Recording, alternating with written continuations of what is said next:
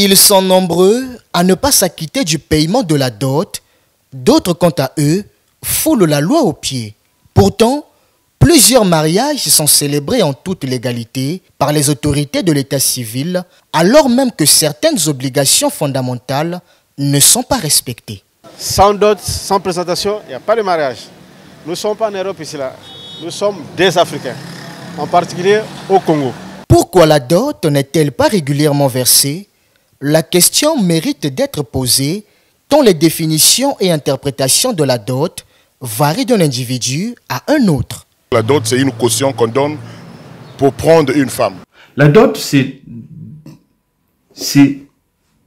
une somme d'argent que le prétendant verse du côté maternel et paternel de sa future épouse. Autre point de discorde, le montant. Selon l'article 140 du Code de la famille, la dot est fixée à 50 000 francs CFA en nature ou en espèces. Toutefois, en raison de la diversité des compréhensions, parfois contradictoires de ce symbole social, chaque famille impose librement son propre tarif. Chez nous, les Bakouni, la dot, c'est simple comme bonjour. Vous arrivez, le jeune homme, le prétendant arrive avec ses parents. Son père, s'il est vivant, accompagné de sa mère et son oncle, même un cousin de côté de son père. Ils arrivent chez nous, c'est simple comme bonjour. En temps normal, c'est difficile que ça dépasse les 150 000 jusqu'à présent. Au lieu de 50 000 francs, les parents mettent les 900 000, les 800 000, les 700 000. Mais au-delà de la dot en espèces, il y a ce qu'on appelle aussi les prescriptions matrimoniales. Les prescriptions matrimoniales, c'est un ensemble d'objets symboliques qui devraient être symboliques que le prétendant verse du côté de la famille maternelle et paternelle de sa future épouse comme objet de légitimation de l'union ainsi formée. C'est ainsi que dans les sociétés congolaises, comme prescription matrimoniale, le prétendant amène un certain nombre de choses. Ça commence déjà par les bouteilles d'alcool, de soda, mais aussi toutes sortes de prescriptions matrimoniales qui commencent par des pagnes et qui peuvent se terminer par des grosses marmites. Donc, il y a toute une panoplie d'éléments symboliques qui accompagnent le versement en espèces de la dot. L'Église, de son côté, propose également une lecture qui lui est propre, alimentant ainsi la pluralité des approches autour de cette pratique ancestrale. La Bible ne donne pas ce qu'il faut pour dire qu'une dot est valide ou pas. Cette question-là, elle est réservée à l'exclusivité des variations culturelles, des variations des sociétés. Et donc, dire aujourd'hui et ici qu'il y a une dot selon les principes de la Bible, je m'inscrirai en faux. Nous conseillons la dot parce qu'il est normal qu'un monsieur qui veut honorer une femme aille se présenter à la famille et paye le prix exigé par la famille. Comment devrait-on procéder?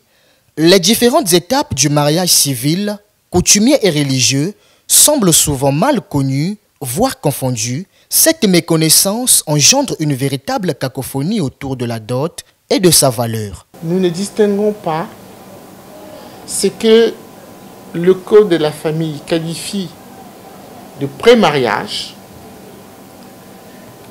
de l'institution de la dot. Ce sont deux institutions différentes. Mais dans le langage courant, le commun des mortels assimile les deux institutions. Il arrive très fréquemment que vous dites « je vais assister à la dot de ma sœur ». En réalité, utilisé dans ce contexte-là, le mot dot est très mal employé. Parce qu'il ne s'agit pas dans ce cas de la dot, mais de ce que le législateur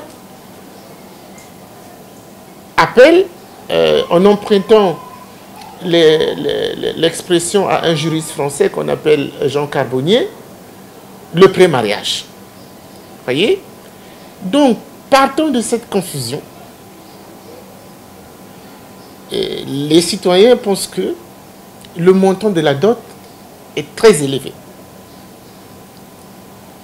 Dans le code de la famille, en ce qui concerne le pré-mariage, l'article 124 alinéa 2 précise très bien que le pré-mariage est soumis aux usages et aux traditions. Donc si dans ma tradition, on dit que pour épouser une femme, il faut donner un bœuf ou donner 50 millions de francs CFA, le code de la famille me reconnaît cette possibilité, cette faculté d'exiger, selon les traditions, le montant qui convient par rapport au pré-mariage. Ensuite, donc j'essaie vraiment de simplifier. Ensuite, pour le pré-mariage, pour le mariage proprement dit, l'article 140 prévoit le versement d'une somme d'argent qui ne doit pas dépasser 50 000 francs ou d'un ensemble de biens dont la valeur ne doit pas dépasser 50 000 francs au titre de la dot. Ce flou juridique et culturel conduit aussi bien les citoyens que certains agents de l'état civil à négliger, voire à ignorer les exigences de la loi. Chacun définit les règles à sa guise et même les administrateurs mères se retrouvent souvent piégés face à la fameuse question posée au père de la mariée. « Papa, avez-vous reçu la somme de 50 000 francs au titre de la dot ?» Une réponse négative devrait théoriquement entraîner l'annulation de la cérémonie. Mais dans la pratique, les réponses sont bien souvent arrangées, voire mensongères, ce qui revient à bafouer la loi sous les yeux de tous. Cette question suscite lire les éclats de rire dans les salles de célébration de mariage. Mais à tort parce qu'ils pensent qu'en parlant de la dot, on renvoie aux formalités de pré-mariage. Ce que nous appelons couramment la dot. Ce n'est pas ça ce que le législateur désigne dot.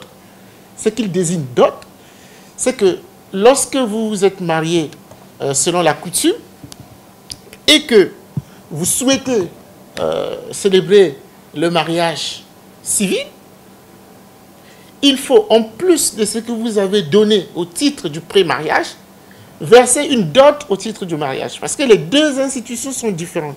Si vous prenez la dot, il figure sous la section 2 relative au mariage, à l'article 140. Tandis que le pré-mariage, c'est la section 1, l'article 124. Donc les deux institutions sont soigneusement différentes. Et la confusion provient de ce que dans le langage courant, on assimile les deux institutions. On pense qu'en posant la question sur le montant de la dot reçue par la belle famille, on fait référence à ce qui a été donné par le pré-mariage. Ce n'est pas le cas. Donc à partir de ce moment, on ne peut pas dire que le montant de la dot versée est exagéré. Et peut-être qu'en fait de compte, la dot n'a jamais été payée. N'est jamais payée. Puisque les futurs époux se contentent des formalités, de donner des présents consécutifs aux formalités du pré-mariage. Il convient toutefois de rappeler qu'en matière de coutume, chaque famille est libre de fixer les conditions du mariage traditionnel, mais du point de vue légal, la dot est strictement encadrée. Elle est fixée à 50 000 francs CFA et son paiement doit précéder la célébration du mariage civil.